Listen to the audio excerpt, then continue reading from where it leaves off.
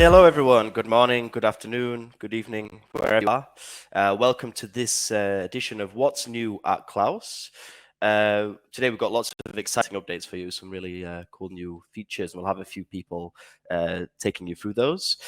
I apologize in advance. I'm full of cold, so if I start sneezing and coughing all the way through, I'm sorry about that. Luckily, I'm not the person who's going to be speaking the most today, so that is good news.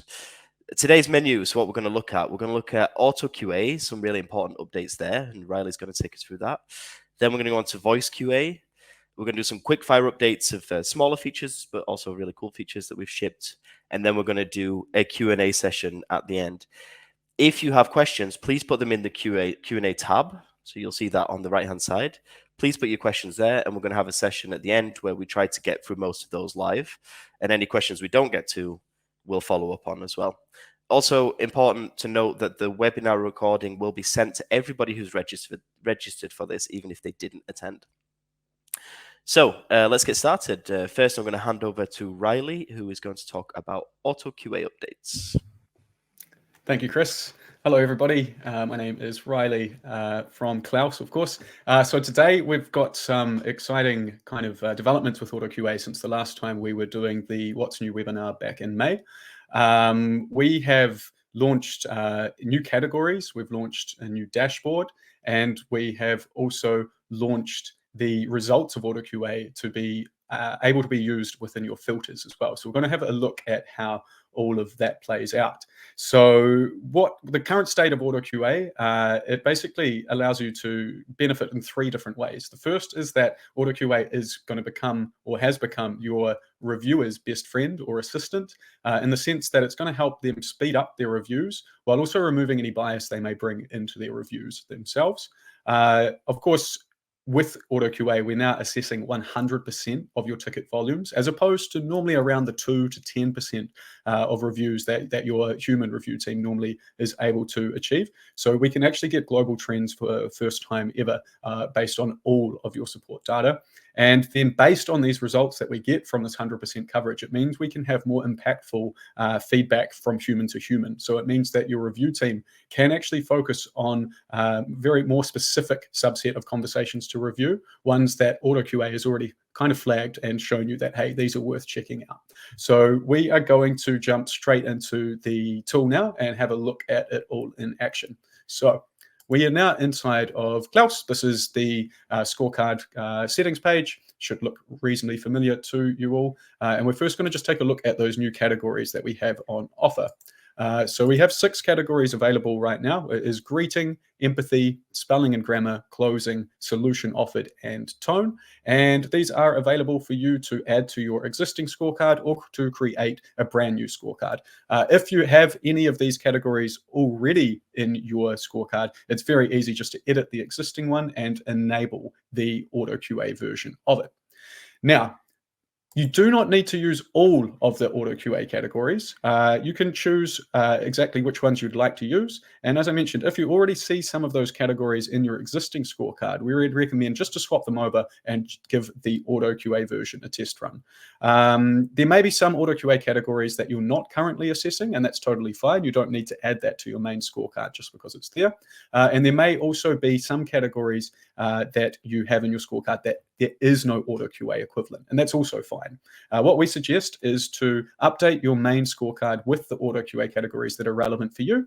And then on the side, what we suggest is to create a second scorecard. As you can see here, I have 2 active, AutoQA and main scorecard. Have a second scorecard called AutoQA with all 6 of those AutoQA categories enabled there. And that way you can get the full benefits of the AutoQA feature without it impacting the score of your agents. So you'll notice on my main scorecard, I have a mix of AutoQA categories as highlighted with the hologram image, as well as some categories that are manual. So things like solution accuracy, process adherence, product knowledge. These are things that AutoQA is not able to detect itself. So of course, a human is still going to need to be there to verify these certain quality conditions in the scorecard itself. And then there's some AutoQA categories that I do not have in my main scorecard, but I have got them enabled just on a separate AutoQA scorecard so that we can use the benefits of that when we are looking in the dashboard and looking for worthwhile tickets to review. So setting it up is very simple. Once you have it set up, it's as simple as heading to your conversation list, and we can see already that the AutoQA categories are automatically rated for me in my main scorecard. So this is that first kind of impact that AutoQA has. It's going to help speed up the time it takes me to review this conversation, because the 4 AutoQA categories I have are graded for me, and it's also removing any bias it may have. The AI is not going to review any differently if it was Chris or any other agent. It doesn't matter what time of day it is. It doesn't matter how bad of a day the AI has had. They will review these categories the same way every time. So again, it removes that bias that humans can bring into it. But now, what about these categories that are not in my main scorecard, but we enabled them on the separate AutoQA one? That's where we can see the second big benefit, which is in our dashboards. So if I head over to the AutoQA dashboard, this is brand new since the last time we also showed off AutoQA at launch, and it brings through a lot of insights that you otherwise wouldn't have had beforehand. And remember what I said, most teams only review around 2 to 10% of their total volumes. With AutoQA, we're getting insights from all of the ticket volume. So 100% of the tickets are being analyzed, and we can track trends over time.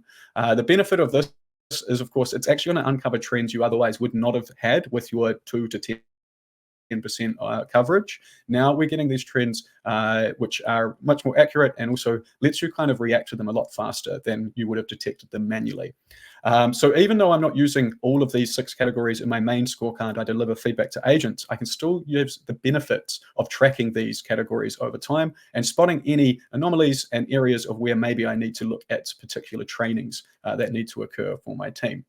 Up the top, we can see a few useful figures here, which are worthwhile to hand out. First of all, it lets you know how many conversations have you been automatically reviewed compared to how many were manually reviewed. And then that gives us this ratio here, automatic versus manual. And then, of course, your reviewers are actually able to change a score that the AI has given. If they don't agree with one of the AutoQA scores, they can change that rating. And then this is tracked here on this handy card with the acceptance rate. So we're able to see how, let's say, reliable the AI scoring is compared to your manual reviewers, and make sure that everything is aligned.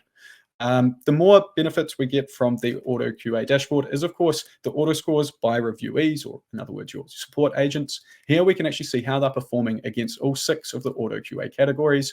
We can, of course, sort these tables by the, let's say, category name or the category header, so that we can kind of more easily see which agents are struggling in a particular category than another. So for example, here we can quickly see, based on 100% of the ticket volumes that are being analyzed, we've got a group of agents that are kind of struggling with offering a solution to the customer. So this then gives us that third main benefit of having AutoQA, is that we can now go and filter for these exact conversations and kind of figure out what's going wrong, and either create training sessions for the agents, create one-on-one sessions to discuss, or maybe understand maybe it's a process that's actually not quite working for in our support team that's causing these lower scores. And let's head now to our conversation view and have a look at that in action. So now, with AutoQA kind of covering 100% of your volumes, it means that the up to 10% of the reviews that your review team can do, you can actually point them in a direction of conversations where there's actually useful feedback and insights to be gained. So in a way, I would say move away from a random sample now when it comes to your manual reviews. Instead, you should use the results of AutoQA to kind of dictate where to look and where to invest your human efforts when it comes to feedback from human to human. So inside the app, when we open up the filters here, what's really neat is that all of our AutoQA categories are now available within the filter conditions. And what this means is we can filter for those cases where, for example, a solution was not found. We can see there was 11 of these cases over the last 30 days. This is a really good starting point of where to invest your manual human QA efforts into. So you're essentially using AutoQA as that first line of defense, and then using those results to point your review team in the right direction of where to look for feedback to be given. Now, what's really neat with these filter conditions is, of course, we can stack them on top of each other. You can create some really cool kind of combinations of AutoQA findings. So for example, we can have it where tone and empathy were seen as poor from the agent. This one, I think, is only uncovering one conversation, but you can be very sure this is a worthwhile conversation to review. We can likewise do one where solution was found, but the sentiment, customer sentiment, was not so good. So again, this could uncover potential process or product limitations within your company, that the agents are offering the solution, but the customers just aren't too happy with the result of that. And many, many more. You can combine essentially all of the AutoQA functions themselves. If you remember that solution category we were looking at in the AutoQA dashboard, we can actually pull up a list of those exact conversations. So we get those agents that were performing poorly, as well as that the AutoQA is rated as bad. And we can see that there is 7 conversations for us to dig into and invest our human hours in reviewing. Again, much more likely to have meaningful feedback to actually deliver to your agents with these efforts. That is essentially where the state of AutoQA is right now. So it's going to help speed up time for your reviewers. It's going to give you global insights into 100% of your volumes, and it's going to give you more targeted feedback to give to your agents. That's not all, though. We are obviously, this is still just the very beginning of AutoQA at Klaus. We've got many, many more exciting functions coming up, including obviously more categories. We're going to try to just give you so many categories that you can essentially build your own scorecard exactly how you want based on the quality criteria that's important for you. We're going to bring in auto QA scores. So at the moment, we've got auto categories where it's going to rate the categories for you, but there's no score attached to the conversations. That's another thing we are looking to work on. And dare I say it, it's a bit too soon to mention, but we are also heading down the path for QAing our phone calls, auto QAing phone calls as well. But that's maybe a little bit a step ahead of where we're at, and we'll have Jens in very shortly to explain where we are on the path towards VoiceQA, which is coming up. So that's it from AutoQA. Thank you very much, Chris. We'll see you shortly. All right. Thanks, Riley, for that. Again, if you have any questions, please go to the question section that you see on the right-hand side of your page, and we'll get to those at the end. So next, we're going to go on to the VoiceQA section. We're going to talk about that. But before we do that, we're going to do a quick poll. So if you see on your screen on the right-hand side where there's the questions tab, you should also see a polls tab. And the question we have for you is, do you offer phone support at your company? So you can answer with these different answers. So please go ahead and do that before we segue into our VoiceQA section. Also, if you do QA calls, if you do phone support and you QA those calls, like, please share your experience in the chat on the side there. We'd love to know. Okay, so we'll leave you a few seconds to do that, and then we will head on to the VoiceQA section. Okay, so now I'm going to introduce Jens, who is the head of product at Klaus, and he's going to go through VoiceQA along with Matt, who is a product manager. So over to you, Jens and Matt. Hello, everyone. Yes, as mentioned, I'm from the product team, and I'm going to talk about the VoiceQA today. The VoiceQA for Klaus is a really, really new thing. So today we're going to reveal the first things what we have been working lately, and then the plans for the future. So if you look on the different channels that help desk and customer support teams are using, then there's a wide range of different channels, and most of them are text-based, but there are a few exceptions like phones and then the video calls and so on, which are voice or then the video-based. And so far, we have not been focusing on those, but we have been trying to cover only the text-based channels. And from there, we have covered the majority of them, thanks to our integrations. So far, we have been able to solve the problems for the most of the customers. But over time, we have been getting lots of requests from teams who are using only voice or voice on top of the other channels. Despite the phone calls are not that popular as they used to be, they are still one of the kind of top 3 channels mostly used in different regions or countries. So we decided also to add support for the voice to our solution. In general, the phone and the email are used like over like half of or like majority of the help desks. But inside the Klaus, what we have been seeing is that the phone is used like roughly like every fourth team. But obviously the Klaus kind of customer base is a little bit biased towards the text-based customer support organizations. So hopefully also inside our customer base, we can then help them to enable the voice support, and then also acquire new customers who have only voice or the other channels as well. The one trend what we have been seeing lately is that customer support is offered like not only single channel solutions, but also like the multi-channel and omni-channel. So basically more and more teams are enabling support like towards their customer base, like using different channels, and that also causes new problems for those organizations, because it's not so easy to follow the customers like on one channel, but also like how they kind of switch between channels, and the same conversations might go from one channel to another, and there might be also like huge time difference between those conversations, and so on. So this is obviously one of the obstacles what we try to tackle on our side as well.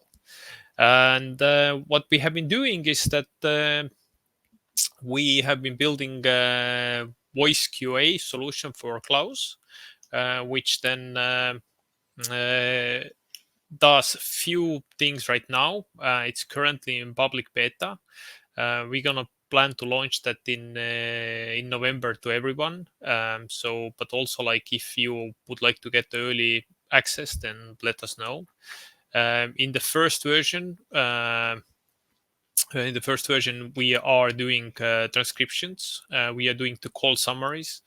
And in the next versions, we're gonna have some other new neat features like AutoQA for voice, and then some voice metrics and so on.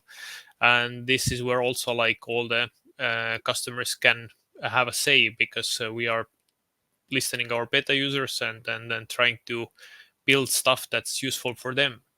Currently, the voices integration works with the big help desk like Zendesk and Aircall and so on, but we are adding support for other help desk like as we speak.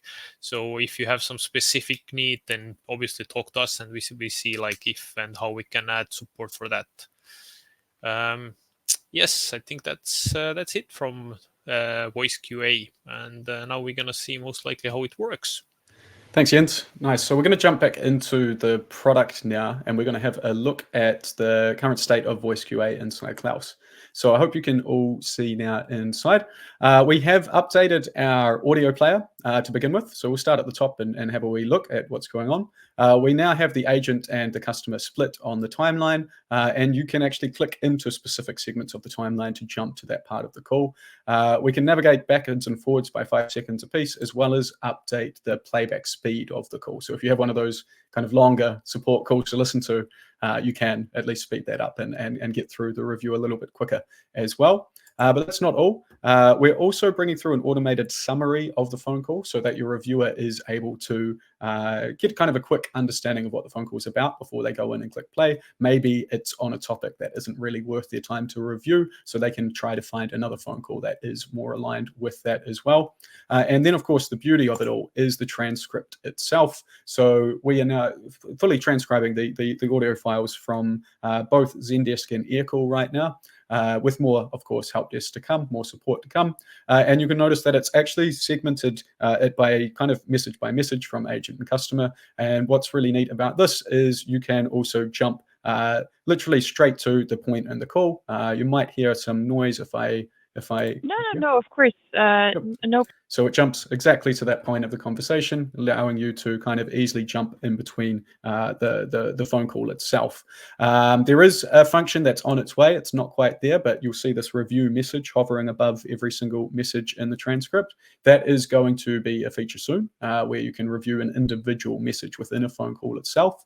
But right now, we can just review the full conversation here. So this is really early days. We do have a kind of a testing or trialing sign-up sheet, I believe was going to be shared in the comments now. It's part of the blog article, so there should be a blog article being shared about turning talk into insights with VoiceQA. At the bottom of that article, there is a link to sign up for kind of early beta access to give it a test run and see how it works. So please do check the comments in the chat and sign up for the beta launch if VoiceQA is high on your priority list.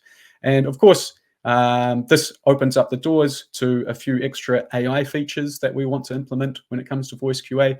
We're actively working on getting sentiment as well as our spotlight filter working for VoiceQA. And then, of course, a little bit further down the line, we'll be looking in bringing in AutoQA functionality as well into the VoiceQA feature. Yeah, that's it from me. Thank you very much. Back to you, Chris. All right. Thank you, Jens and Riley, for that update on VoiceQA. Please keep those questions coming. I think we don't have a lot yet, but we're here to answer them at the end. So the next section, we're going to go on to Quickfire Updates, which is me. And I haven't had a coughing fit yet, so let's hope that continues.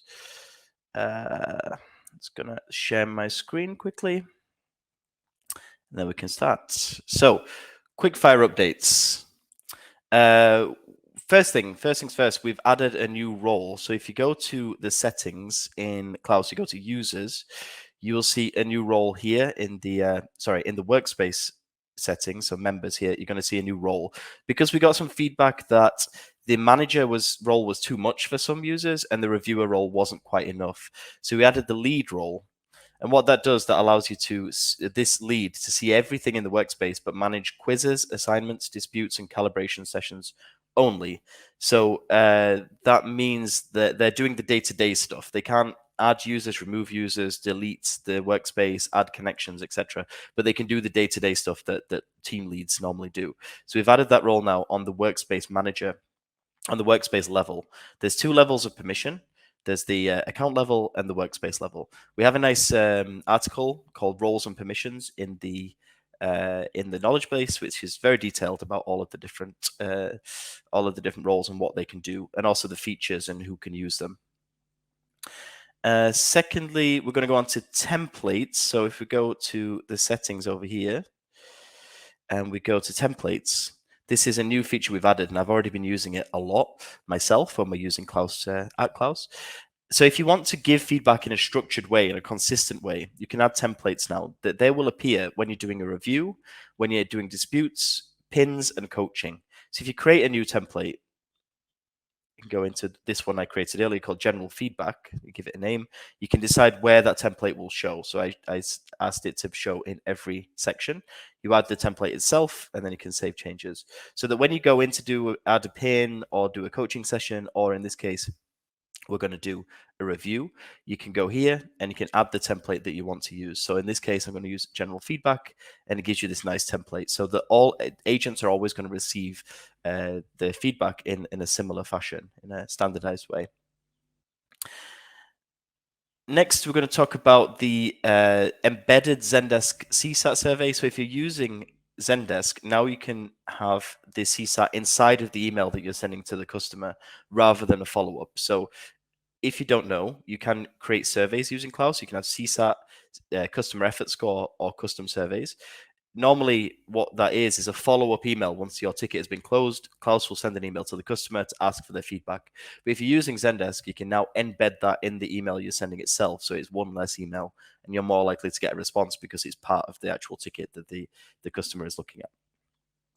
And then last but not least, we've added a new integration.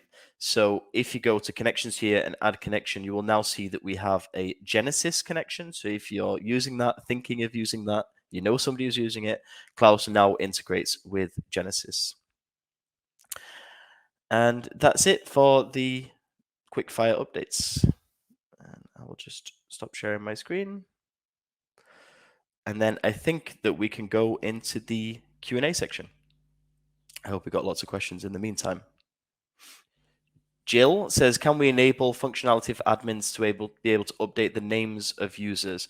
Sometimes people only add their first name, which can get confusing. if there's more than one person with the same name. That's true. Like right now, the agents, if users have a wrong name or wrong email, it's only that the individual person who can actually update them. So we have to tell admins, like, please go and ask your agents to change those. We can share this with the product team. I mean, Jens, head of products, is here. He's listening to that feedback. So maybe we can do something about that. Are there plans to make templates public so templates can be used across an entire workspace rather than at the account level? I think we'll have to get back to you on that one. If we have any plans, we'll send you an email after this with that information. Phil says, are there any plans to add CSAT surveys within Zendesk Messenger, similar to how it is available with Intercom Chat? I think we just released this, so I don't know if Jens, is there any? Do you want to add anything here? Yes. I cannot confirm if it's released, but I know it's ready. So the question is like if it's out today or tomorrow or any day soon. So I need to confirm that. Wait, this is CSAT inside Zendesk Messenger already, or just the embedded surveys? Good question. Need to check that. Mm-hmm. Okay, so the feature that we're talking about today is embedded surveys, but we're asking for Zendesk Messenger, like the chat window, I guess. If you don't know Intercom, if you're using Intercom, you can have the CSAT or the CES survey pop up inside of the Intercom Messenger window. And I think that Phil is asking if we can do that for Zendesk as well. If you want to see how that looks, by the way, Klaus is using that. We have our CSAT inside, our CES, sorry, inside of the Messenger window, as some of you may know. Esme says, are there plans to create filters based on agents who participated in a ticket by making only an update internal comment within the ticket? Are there plans to create filters? I think that's already a possibility. There is participated in filter. So if you're trying to find tickets from a specific agent, you can go with assignee, or you can do participated, which means that the agent has actually is just participated in that. Even if they're not the assignee, they might not be the most active participant, but they have participated in some way. Are there plans for adding anonymous reviewing in the near future? I don't think there is. Jens, again, is anything you want to add here? Do we plan to do that? This is not in the current plans, but it's obviously a good feedback. We will think about that. Okay. The workaround that we normally give, this question does come up. The workaround we normally give is to anonymize your reviewers and your agents using a key. Have reviewer 1, reviewer 2, reviewer 3, etc., and sometimes change those around. It's kind of a hacky way to do it, but that is a way to make it more anonymous. But also we do promote like keeping things transparent as well. Doreen says, VoiceQA is very interesting and happy to see the beta test coming soon. I might have missed that, but are calls immediately transcribed in the tool, or is there a waiting time? Should be no waiting time related to. Okay. Jens, again, while you're on the screen. Yes. So there is small delay because of the technical solution, how it works, but basically there's not artificial delay. So almost real time. Okay. Very good. Lena says, are there any plans to include a second question in your survey that pertains to the company or the product? So I guess this means you first ask the customer, how was the support experience? And then what do you think of, like an NPS kind of thing within the CSAT survey? I don't think there's any plans for that right now, but that would be a feature request. I will check that with the product manager for that feature, who was supposed to be here today, but he's ill. There is a cold sweeping across Klaus, it appears. And Jill says, can the filters for AutoQA be added to the assignment feature so we can include low-scoring auto-mark calls into the calls that are assigned for marking? Is there anyone that wants to take this one? Riley? Yep. Yep. Sorry, I forgot to actually show that during the demo part as well. The AutoQA category filter options that I showed in the conversation view, they are already available in the assignments view themselves. So you can essentially automate that, assigning these tickets where no solution was found, or empathy was low, or tone was bad. You can already automate that within the assignment conditions. So yeah, that's already a possibility. Okay, thank you. Bit of a tongue twister here. Esme says, will there be a possibility in the future for reviewers to review each other's reviews in an assignment? I've come across this one a few times. It's not possible in assignments at the moment. It's a bit of I can't remember exactly why, but there's something that doesn't work with it. If you want reviewers to review their review other reviewers' reviews, I think that the browser extension is the best way to do that. But I can follow up with that as well, because I've come across that question recently. So Esme, I'll follow up with you by email on that one. Anaish says, sorry if I missed that. Will VoiceQA be included in all plans? Question for you, Jens, I think. So VoiceQA will be additional add-on on top of existing plans, but it will be available for all different plans. So it doesn't matter which plan you already have, but it will come with extra cost. In the beginning, it will be beta users might be free for some time, but we are introducing the public pricing pretty soon. Okay. Jose says, how about exporting coaching sessions to Word or PDF documents if we need to share this with HR or the agent? So exports in Klaus are, I think they're always to CSV. Adding exports, other types of exports, I think would be a feature request that we can add for you, for sure. But you can share coaching sessions with the agent if they're a member, if they're in Klaus. You can share it with anybody in Klaus, but I guess you mean exporting to people who are not users in Klaus. So yeah, that would be a feature request, and we can add that for you for sure. Okay. Any other questions? I don't see any more for the moment. I'll give you a few seconds to add any last ones, or before we move on to the last part. Okay, I think that's it for the questions then. If you do have questions, of course, you can reach out to our customer support team. You can go through the app. You see the little question mark in the black toolbar on the left. You can chat with support there, or you can send an email to team@klausapp.com, and we will answer any questions that you have. Okay, and then just some last remarks, some last shout outs. So firstly, the knowledge base, we've been putting a lot more emphasis on that recently. So the knowledge base is getting bigger and better. There's a lot of information there. So please do try to take advantage of that as much as possible.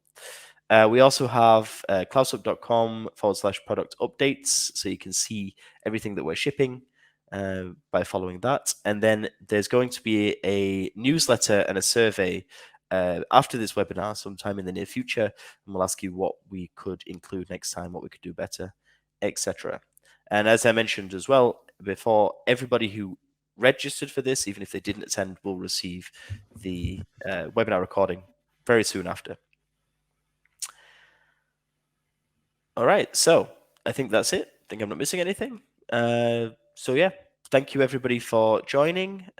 Please, if you have more questions, please stay in touch. Please talk to us, and we'll see you next time.